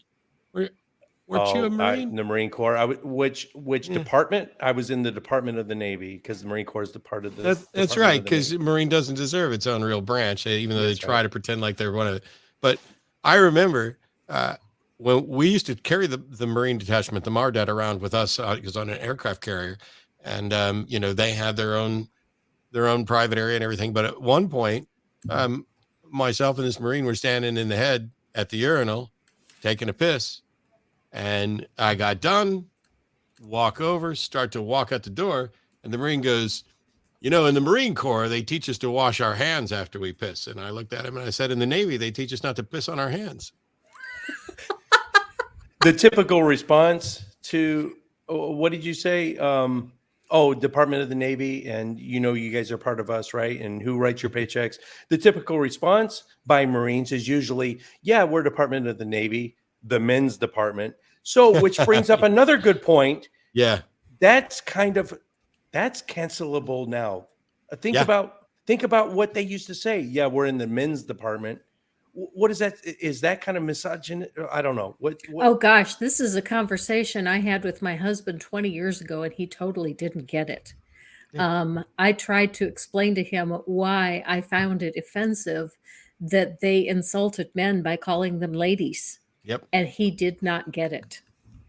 It is absolutely sexist, stereotypical stuff of, oh, and it happens particularly in things like the military and other things where there's this brotherhood and this camaraderie, and a good of it is a bunch of homophobia, because what you're really doing is saying you're a little sissy, you're like a woman, and it's this very simplistic view of heteronormative sex and who's in the position of power and who's not. And, I'm a real man because I can have sex with, loads of women, and as if they never understood that lesbians do the same thing and aren't running around claiming how manly well, some of them might be, but I mean, you can't have any of those good jokes that were only actually funny because a group of people were in cahoots mocking a different group that wasn't part of it. If you started telling the, I'm a real man joke in front of, or you're a sissy this or whatever, in front of people who are gay. I mean, for the longest time we had, don't ask, don't tell. And I had to actually process people out of the Navy for being gay, despite the fact they were some of the best workers and people that I interact with. There were, I told the story before of this one guy who basically stole somebody else's mail in order to get them kicked out. And it's this, there's a lot of homoerotic shit that goes on.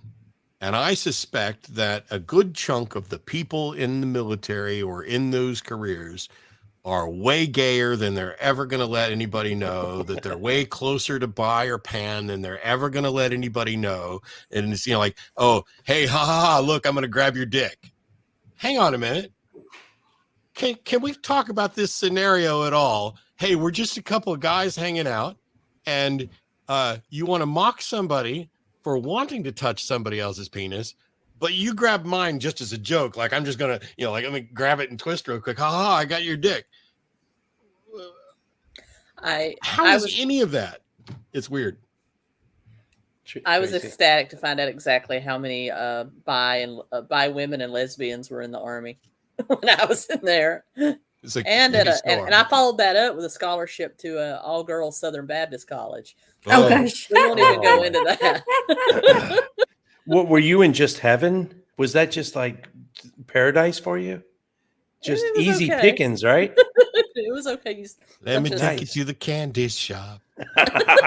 Right. And Matt said that's true. The whole stereotype, what Godless Granny was talking about, like calling in boot camp. Yes, the recruits were called ladies, and it's ironic because, I mean, just off the top of my head, I can name a half dozen female Marines that could kick the shit out of any one of us four, and maybe anyone in live chat except maybe Jason Ellis or Ralph Ellis there, because he eats barbed wire. He's a soldier friend of mine, and he's a trigger puller. Besides that, there are some female Marines out there that can kick some. You have no idea what they can do. Yeah, I couldn't kick anybody's ass now. Me neither. I mean, unless they are closer to their heart surgery than I am, and a good chunk of them are probably stronger. There's been a definite change, and a lot of the things that especially some older people would look at and be like, oh, cool, that's, it's just a guy being a guy, it's just boys having fun, it's just we're just making fun, and we grew up with that. Mm-hmm. And like, I have a problematic last name. Dillahunty is incredibly unusual and prone to, I am dill pickle, dildo hunty, dildo cunty. There ain't nothing you can come up with that's a take on my name that I haven't heard at some point. But the majority of them are all about you're gay, or you're a woman, or you're effeminate, or you're whatever else. And it's like, I grew up with that. And I remember I've been in one fist fight in my entire life. And it was because a guy spit on a Leatherman jacket that had belonged to my uncle while I was on the bus. And I'm so bad at fighting that we went behind the Magic Market which was just down the street from the house. And I'm there with the dude, and his big brother's there with him, and there's a bunch of other people there. And all I remember is I got him in a headlock and just kind of lightly kept tapping him on the head until his brother was like, okay, that's enough. And it was over. Because I didn't want to punch anybody. And so here I am being essentially mocked and laughed and called a sissy and making fun of my name. And then I'm fighting, and I'm surprised that they weren't just like, oh, he fights like a girl. Because that's exactly what the perception would have been at the time. And nowadays it's like, oh, you fight like a girl. Oh yeah, which one? Ronda Rousey? Or, you know, because she fucking clubbed me like a baby seal. Well, I remember you as a say that, kid but she playing fights the at the game. 135 weight class level. If Yes, but I don't fight at any weight class level. Yeah, if you give me 6 weeks to get, well, maybe 12 weeks. Give me 12 weeks. 135. There's something to be said for size and weight. We're getting way off topic. Wait, Tracy, no. Hang on. Because this is a bet I could take. Are you suggesting that if we gave you 12 weeks, you could win a fight with Ronda Rousey? 135 and I'm 230, and you gave me 12 weeks and fucking gave me a trainer free of charge. I would almost take you up on that. No rules, right? Where I'd I can almost get pay her for to the the trainer ground. just Because to if watch we had it, to stay on our feet, you're slow. We are old, my friend. If You're we slow. had to stay on our feet, she would fucking rock my world. She would ring my bell. But if I could get her on the ground quick and tie her up and tap her out, I don't know. I don't know, man. I really don't know. I think my wife's laughing even. Oh, that's Maybe so bad. I think you're underestimating how much slower we are. And I'll tell you this, for those who don't know, I game, and I've been gaming since games existed. I've got my Twitch stream. I used to run the #1 Counter-Strike team on the planet. We were the best in the world. We helped invent esports. And I quit 20 years ago because I couldn't keep up with the 15-year-old's reflexes anymore. I'm now playing like Valorant, not competitively, but Arden are now playing. And it is a punishing reminder every day of just how slow my reflexes are compared to how they were 20 years ago when I quit. True. I'm a snail. Hey, in the live chat, you've got maybe 10 minutes left. If you want to ask a question, our all-star panelists, this is your last chance. So if you want to ask a question, ask it now, and I'll throw it to the panel. Also for Meth Pig, yes, I look really pale. I tried to put on a little base. I got a lot of studio lighting, trying to keep the resolution good. That's what that is. I'm not this. I still want to get Meth Pig on my show sometime. Oh, I know Robbie we is talked about the it. We shit. just haven't done it. Oh, oh my God, he's awesome. And you have to, it's the obligatory, you got to set up some sort of prop bet to where he has to come out in his Borat thong. So keep that in mind too. Okay. He will come out of the closet in his Borat thong if the price is right. If it's for a good cause. Okay. Noted. I'm going to put this up on the screen. What was I get? Oh, you were going to go into fat shaming. Oh, yeah. Do you want to do fat shaming? Or also, okay, we've got about 15 minutes. Let's do the fat shaming. That's for, I think the subject matter expert on that is Tracy. She knows more about the Rebel and Adele. But also, first off, Matt, look at this list. And I don't want to put you on the spot here, but can you just pick out the names that you refuse to talk about because you know them too well? Because you have personal experiences with them and you know some behind the scenes stuff that maybe we are not privy to. I can't talk about Shermer, and I don't want to talk about Lawrence Krauss again. The rest of them, I either I don't know. I've already talked about Dawkins and stuff. I'm going to push you a little on Lawrence Krauss. You guys can talk about whoever. I'm going to push you just a little on Lawrence Krauss. Yeah. Push what? I just want to push back a little on Lawrence Krauss. Can you at least tell us why he was not invited? He was originally invited to come on your tour, and then he wasn't. Or do you not want to go down that road? He was on tour. He was on tour with us, and with me and Sam Harris, and the three of us were. It was the day we were going to do an event at his university. So we were in Arizona when the BuzzFeed article broke we had previously, the three of us, been at dinner, me and Sam and Lawrence, talking. And the only thing that I'll say is that after some discussions, we were not all on the same page. And Sam made the decision, which I fully supported, for Sam and I to go out and do the event that night without Krause, to address it as the first item on the agenda, because you've got the elephant in the room. So we talked about it. It's recorded. I think it's posted. And from that day forward, I have not heard from Lawrence Krause at all. And I don't have any additional thoughts on what happened afterwards.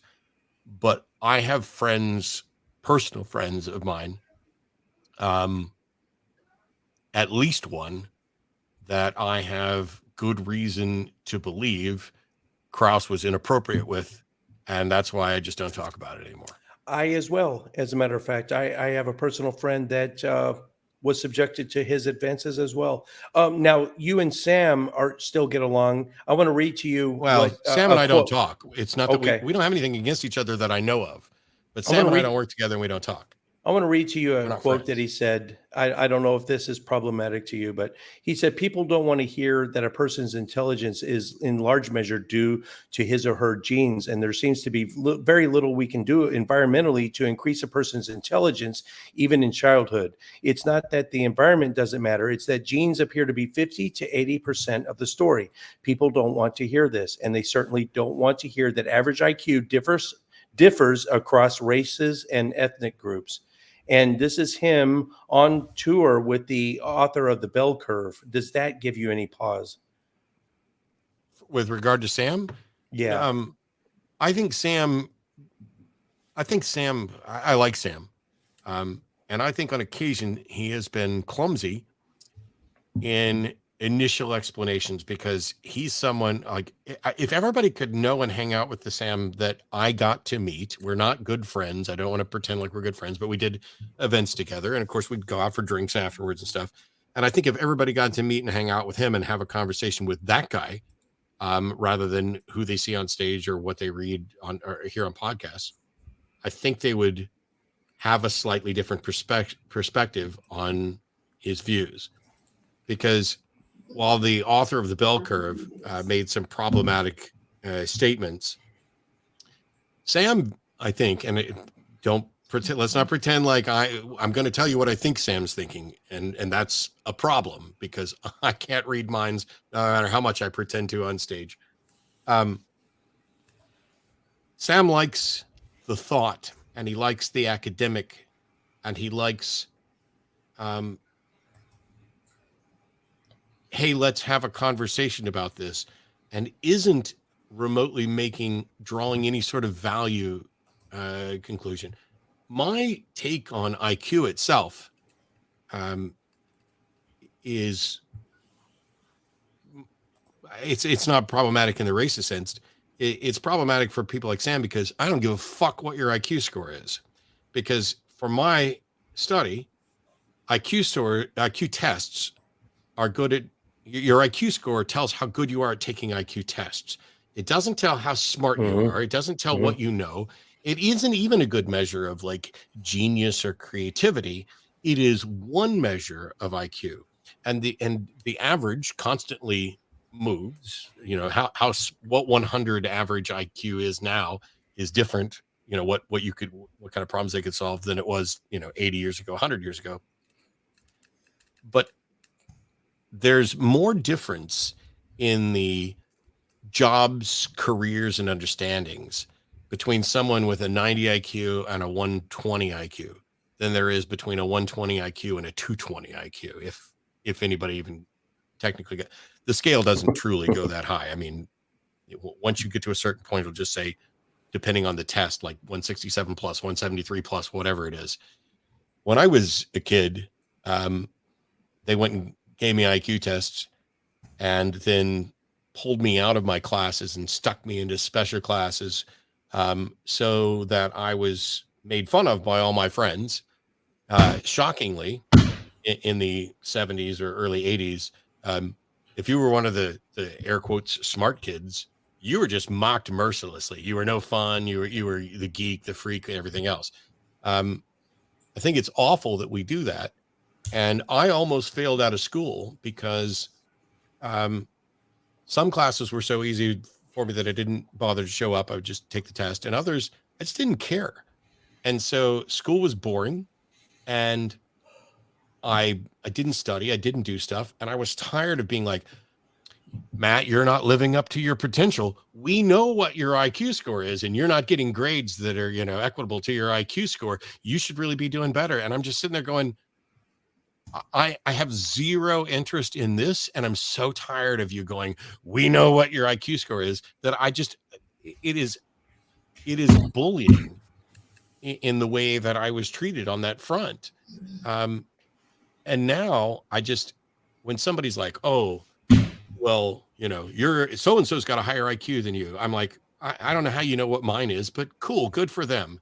Because I know people who definitely scored higher than me, who are dumber than a fence post when it comes to real things in real life. And I know people who are below average IQ, who are some of the most brilliant, quick-witted, lateral thinkers in areas that matter of anyone I know. So when Sam talks to the author of The Bell Curve and talks about how the statistics show a racial disparity in IQ scores, I wish everybody would just go, yeah, and because not only, it's not just like, oh, whites on average scored higher on these particular tests than blacks did. Asians scored higher than both of them. And Anastasia Jews. Yeah. And is there a problem with A, the test methodology, B, how we're teaching and treating those different groups in different areas? How many factors are there that went into, by the way, you can train yourself and get better at IQ tests.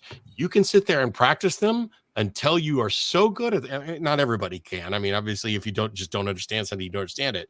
But once you understand how IQ test works, I have my favorite magazine on the planet is that magazine, which I've been getting monthly since I was a young, like 10, 11.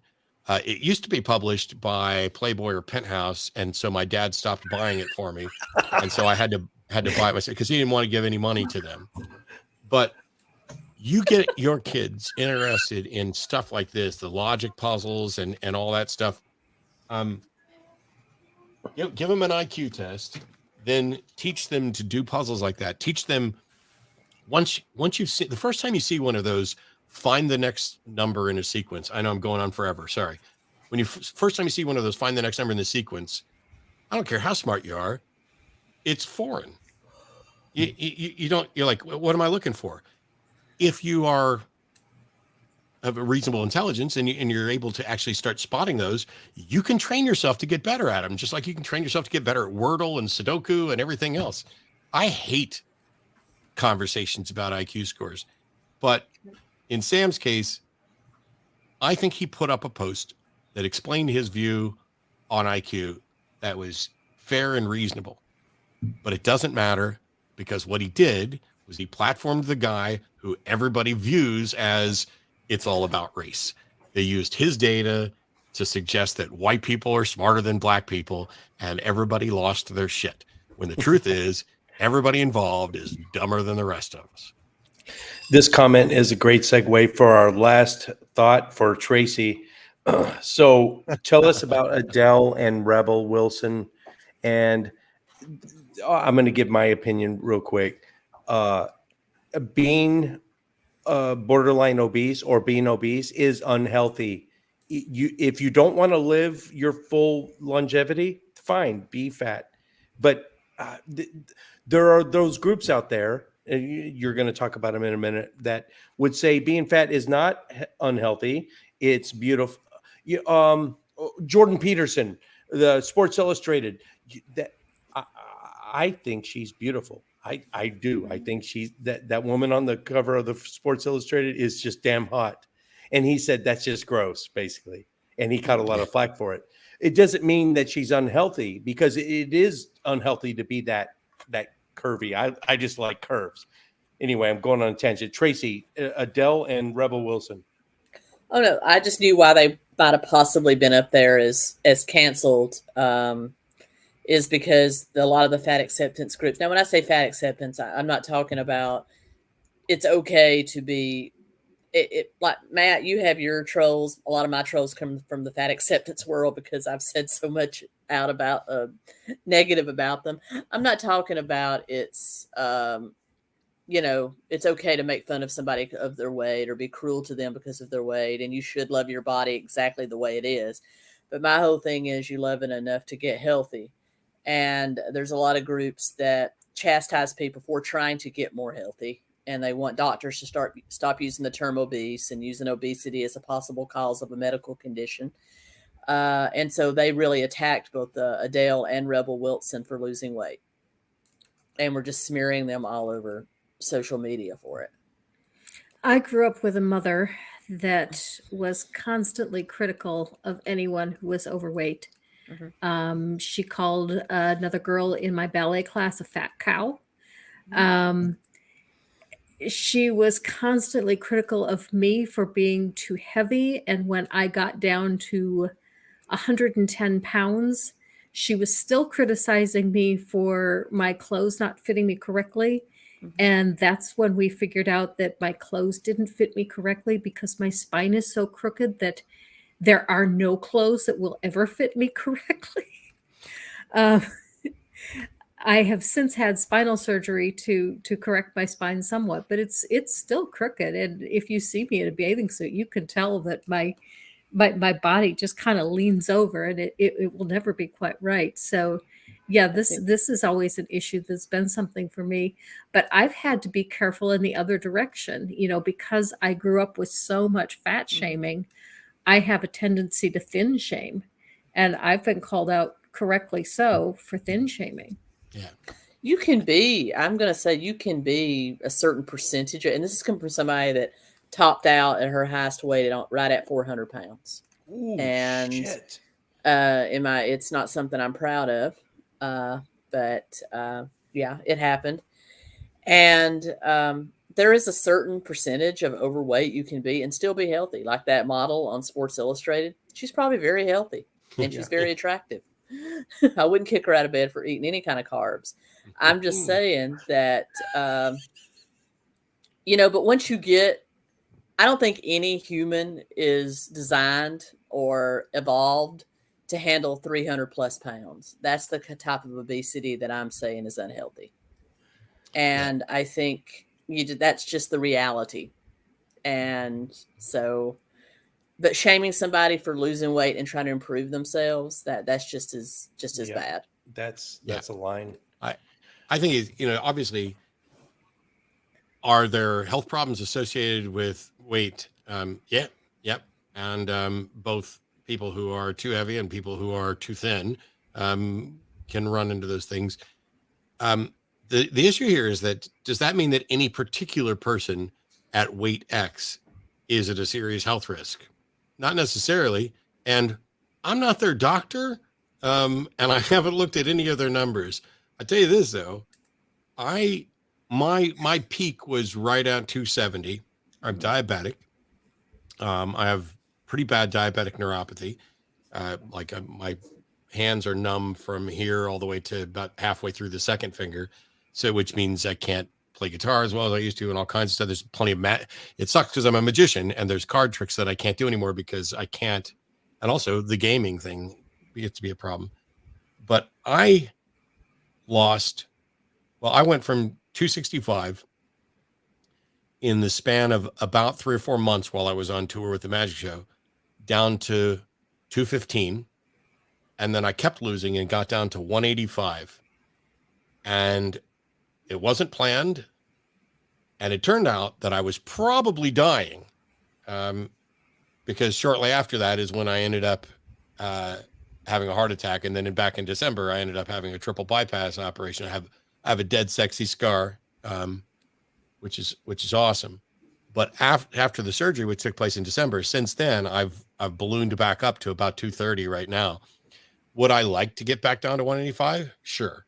Am I miserable that I'm 230? No. I'm not happy that clothes that used to fit, I got rid of. And now the clothes that fit when I was 185, 190 don't fit anymore. That's a thing.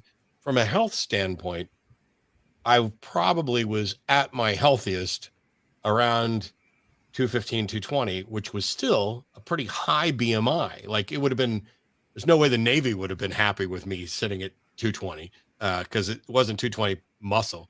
Is, you know, like, hey, here's my belly. I hope you like it because it ain't going nowhere. It's going to jiggle. My belly don't jiggle. It folds.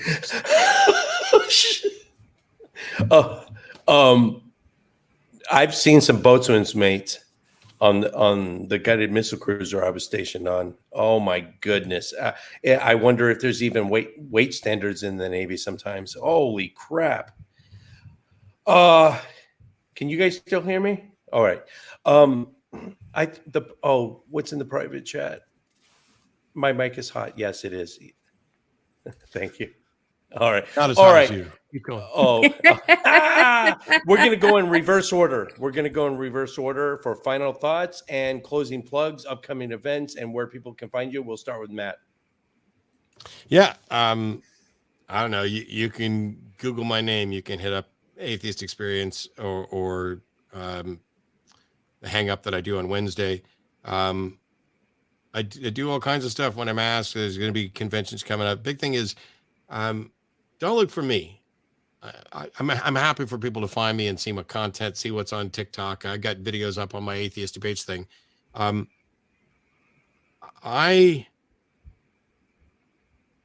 get frustrated when we talk about cancel culture because I mostly see it, like I said before, as accountability culture. And what I see sometimes, like we talked about Al Franken, and I mentioned self-canceled, because even though he didn't truly cancel himself, his resignation was called for. He was one of the individuals who basically said, you know what, this is the right thing to do, because what I've done is problematic enough that it's actually doing harm to the party. It's doing harm to the Senate. It's doing harm to this. So I'm going to step away. Then you have people like Kevin Spacey, who did something absolutely repugnant and will probably never work again. And I have no issue with that. What bugs me isn't that somebody is no longer in the public eye. What really bugs me are the people who have an audience bigger than anybody in this room by orders of magnitude. When J.K. Rowling runs around on Twitter to her millions of followers and fans and pretends like somebody's canceled her, well, you can wipe your tears with the stack of British pounds and euros that are sitting next to your bedside if you want to. But I don't feel sorry that you might not be as lauded or appreciated as you once were, because I think it's deserved. But it's not like we're putting anybody to death. It's not even like we're taking careers from people. There are the couple of people who've lost their career probably deserved it. I mean, Cosby went to jail and blah, blah, blah. I wish that everybody would recognize that the accountability that we're talking about has always existed. We've done boycotts. I boycott ChickfilA. I wanted to grab some guy and go make out in front of ChickfilA just to piss them off. And then I realized that's not my thing. And the people who work there aren't the problem. It's the weirdest world to be living in when I hear Joe Rogan talk about being canceled. And I don't know why he's my go-to example, other than he's an embarrassing idiot who keeps platforming ridiculous people to smoke a bowl with him. And I'm like, why don't you just have a smoke a bowl show, dude? Because it'd be just as informative and probably better. He ain't canceled. Yes. Kelly Pearsall.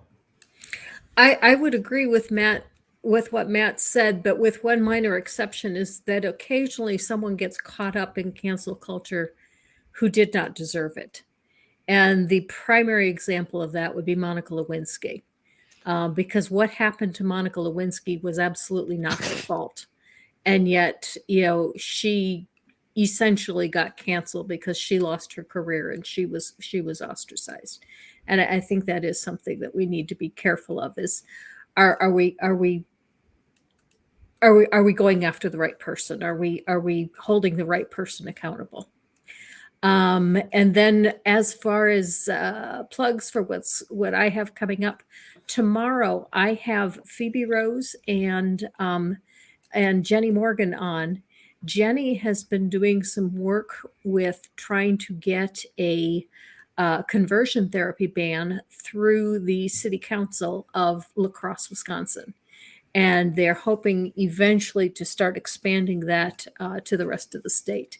And so we're going to be talking about that work and some of the anti-trans issues that are faced by the community because of some of the current legislation in the Supreme Court, and just everything that's going on in politics.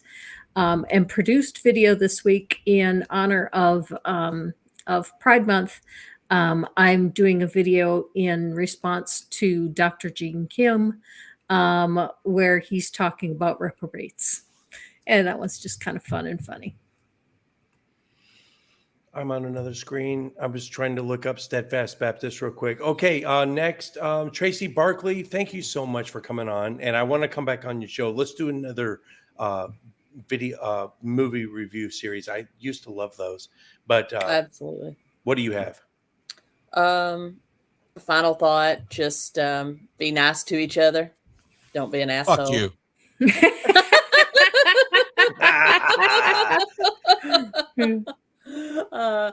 Don't be an asshole. Be nice to people, and because you're going to be held accountable at some point if you are an asshole to people. You can find me on my channel, Keto and Crime. I am doing a summer-long series on the Roman Catholic Church. It's multi-parts. I'm looking at famous Catholics, also going through the history of the church. First part came out Monday. Saturday, the second part on the Emperor Nero will drop. So I am reading way too much about Catholicism right now, but it's fun. Tomorrow, Ron wants me to have him wants me back for a part 2 of the gun control debate that we were having recently. I don't know when that is going to happen. If it does happen, I'm going to cancel. What I'm planning to do later in the evening tomorrow is film. It's not going to be live, so don't be looking for it tomorrow night. But the Steadfast Baptist Church has been like almost walking distance from my house, and I still haven't gotten up there to all those protests that the atheist groups have been doing. And I said, I'm going to do it. I'm going to get up there. I'm going to be a part of this protest. I'm going to get some footage. I might even go into the sermon and hear all the hateful rhetoric coming out of these, so it's right up the street. So I was planning on doing that tomorrow night, but if Orange Show conflicts with that, I'll be doing that instead. That's all I've got. It's exactly top of the hour. Thank you guys so much for joining me, and I hope to have you back in the future.